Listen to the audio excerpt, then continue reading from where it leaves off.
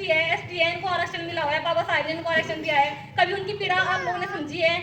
अगर आप लोग उनकी कभी पीड़ा समझोगे तो शायद ये नहीं बोल पाओगे कि उनको आरक्षण क्यों मिला है। उनको आरक्षण फोकट में नहीं मिला, उनकी जो पीढ़ी है उन्होंने अपनी कुर्बानी दी है।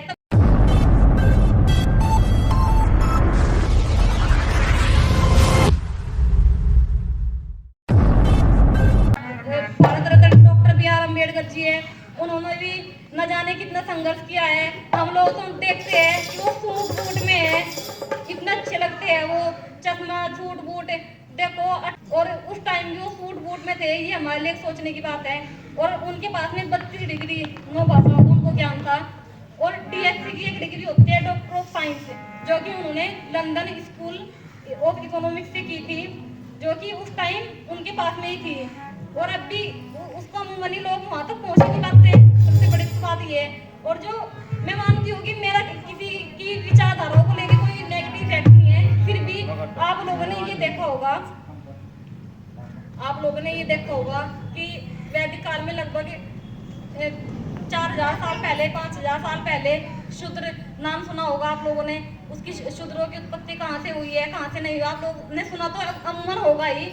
हालांकि हमने देखा नहीं, आजादी को 75 साल हो चुके हैं, पर फिर भी हमें कहीं ना कहीं ये घटनाएं देखने को मिलती है। आज भी दलित लोगों को घोड़ी पे नहीं बैठाया जाता, मूछे रखने भी बैन किया जाता है। आज भी दलित महिलाओं के साथ में हर जगह उत्पीड़न होता है, बलात्कार होता है। और आपने देखा भी होगा, अभी जो रामनगरी अयोध्या मंदिर में अभी एक नाबालिग लड़की के साथ में रेप हुआ था, और रेप करने के बाद में उसको नाले में वही खत्म कर दिया था। तो उसके शरीर पे एक भी कपड़ा नहीं था। तो सतगुरु महाराज की प्यारी साथ संगत, मैं ये कहना चाह रही हूँ कि कहने को तो ये है कि जाके हमको आरक्षण मिला है, तो सतगुरु महाराज की प्यारी साथ संगत, मैं ये कहना चाह रही हूँ कि हर जगह, हालांकि जब 15 अगस्त 1947 को हमारा देश आजाद तो हो चुका था, लेकिन हमारे देश के पास में एक ऐसा दस्तावेज नहीं था जो जिसके अनुसार हमारा देश किसी विधि के अनुसार, रूल के अनुसार कार्य कर सके।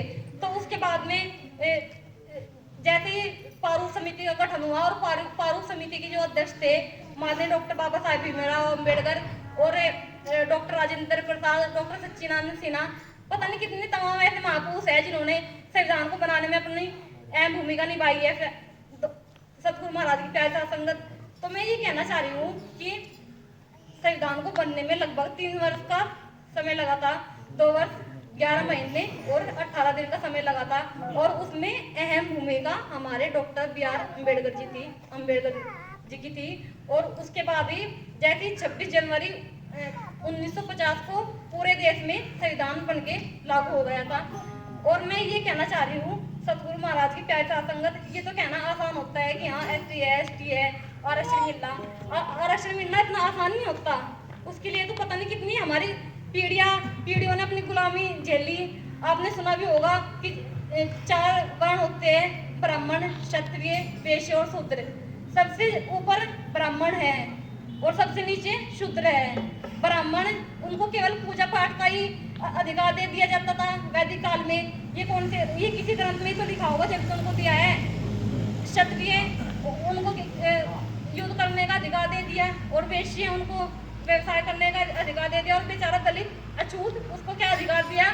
उनको उन चारों की सेवा करने का अधिकार दिया है।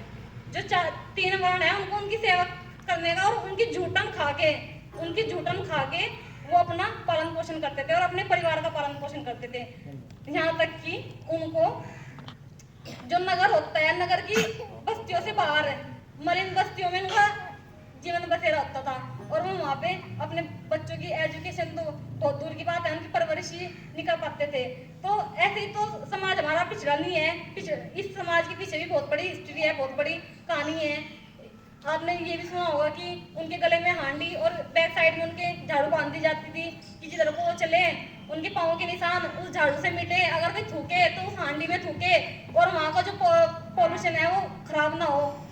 सतगुरु महाराज की प्यार का संगत, मैं ये कहना चाह रही हूँ कि जब ये सूरज नहीं है जातिवाद में अंदर समझता, ये हवा नहीं समझती, तो ये मनुष्य मात्र क्या है? ये तो एक पानी का बुलबुला है, कब इसको खत्म हो जाना है किसी को भी नहीं पता लग पाता। तो सतगुरु महाराज की प्यार साथ संगत, आर्टिकल 17 है। वैसे तो 395 आर्टिकल है और 12 अनुसूचियां और 22 भाग है, लेकिन उसमें से जो आर्टिकल 17 है मैं उस पर थोड़ा सा 2 मिनट के लिए ध्यान केंद्रित करने की कोशिश करूंगी। मैं ये कहना चाहूंगी कि जो आर्टिकल 17 है उसमें छुआछूत का अंत है। मैं ये कहना चाह रही हूँ कि जब छुआछूत थी तो तभी तो उसका अंत हुआ, जब छुआछूत नहीं होगी तो फिर उसका अंत कहाँ से होगा। छुआछूत थी समाज में, इस चीज को एक्सेप्ट क्यों नहीं करते ब्राह्मण लोग, क्षत्रिय, वैश्य क्यों नहीं स्वीकार करते। अगर वो उस चीज को जिएंगे, उस जिंदगी को जिएंगे तभी तो एक्सेप्ट करेंगे। जब उन्होंने वो चीज जी नहीं, देखी नहीं, तो कहाँ से स्वीकार कर देंगे।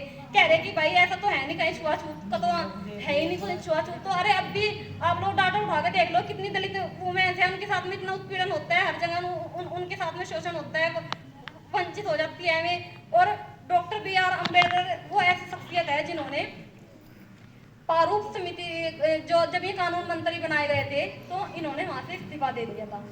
इस्तीफा क्यों दे दिया था?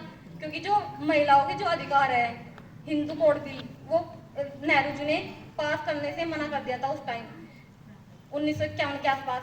तो फिर इन्होंने कानून मंत्री से इस्तीफा दे दिया और उसके 4-5 साल बाद ही जाके फिर लागू भी हो गया था हिंदू कोड बिल।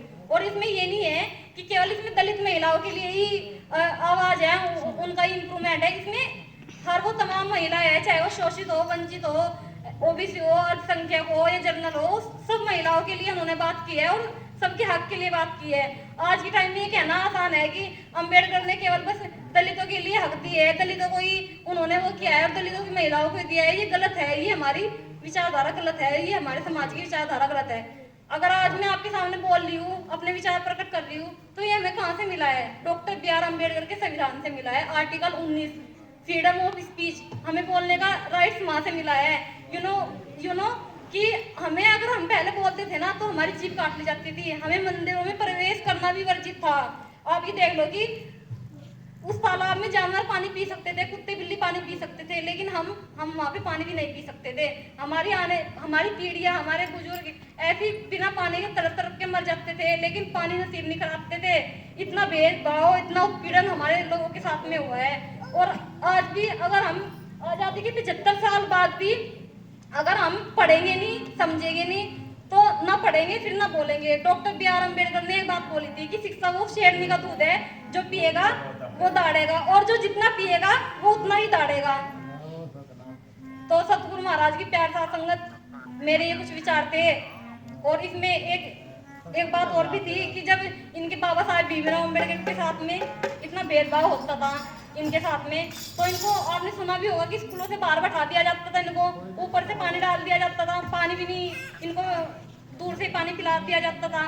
तो जब नाई ने बाल काटने से भी इनके मना कर दिया तो ये रोते रोते मायूस होकर अपनी माँ से इन्होंने पूछा कि माता ये सब क्या हो रहा है, ये हम कब तक ये भेदभाव, ये जातिवाद के इसमें कब तक हम पिसेंगे। तो उनकी माता ने जवाब दिया कि ये सब ऊंच जात के लोग करते हैं और उनके पास एक किताब है, उस किताब में ही लिखा हुआ है कि जो हम दलित है, जो हम अछूत है, हमें उन लोगों के इशारों पे और उनकी झुकटन पे खा के उनके इशारों पे हमें काम करना पड़ेगा। तो बाबा साहेब भीमराव अम्बेडकर ने एक बात बोली थी कि माँ, अगर मुझे मौका मिलेगा तो मैं उस किताब को बदल दूंगा। और उस किताब के बदले डॉक्टर भीमराव अम्बेडकर जी ने हमें भारत का संविधान दिया है, जिसमें लगभग 13 kg वजन है।